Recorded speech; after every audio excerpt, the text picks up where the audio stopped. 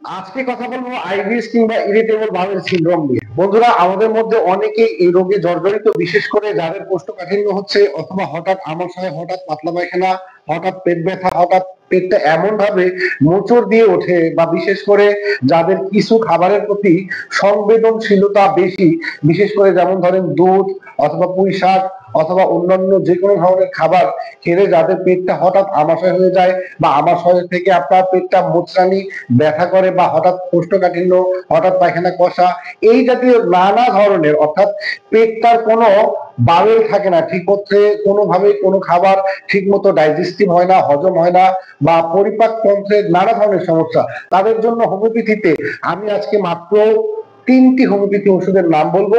আর এই তিনটি হোমিওপ্যাথি ঔষধ যদি আপনি রেগুলার 3 থেকে 6 মাস সেবন করতে থাকেন, তাহলে আপনার আইবিএস কিংবা ইরিটেবল বাউল সিনড্রোম বা এই জাতীয় সমস্যাগুলো থেকে আপনি আস্তে আস্তে সুস্থ হয়ে যাবেন।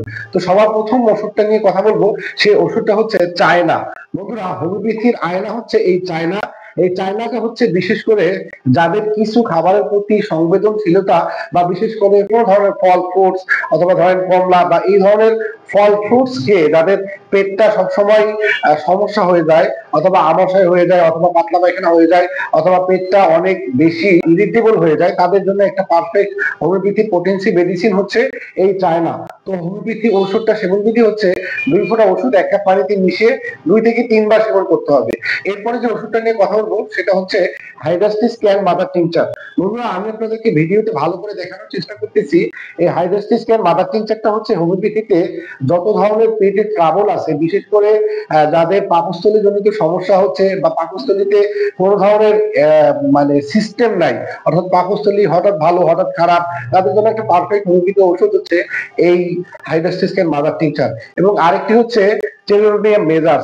এই চেলোডিয়াম মেজাজটা হচ্ছে সাধারণত লিভার, বিশেষ করে লিভার জনিত যত ধরনের সমস্যা থাকতে পারে, এমনকি যদি জন্ডিস অথবা অন্যান্য লিভারের যে সমস্যা হচ্ছে, বা লিভার সিরোসিস, এই জাতীয় লিভার দুর্বল হওয়ার কারণে যাদের পরিপাক তন্ত্রে সমস্যা হচ্ছে কিংবা আইবিএস হচ্ছে, তাদের জন্য একটা পারফেক্ট হোমিওপ্যাথি ঔষধ হচ্ছে এই চেলোডিয়াম মেজাজ।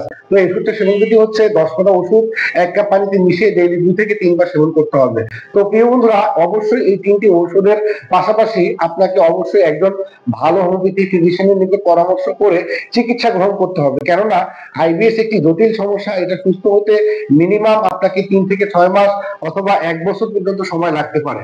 তো অবশ্যই বিশেষ করে আপনাকে যে সকল খাবারের প্রতি আপনার সংবেদনশীলতা বেশি, এই সকল খাবার থেকে আপনি বেঁচে থাকবেন বা বিরত থাকবেন, বা এই সকল খাবার আপনি খাবেন না, তাহলে আপনি খুব দ্রুত আইবিএস থেকে সুস্থ হয়ে যাবেন।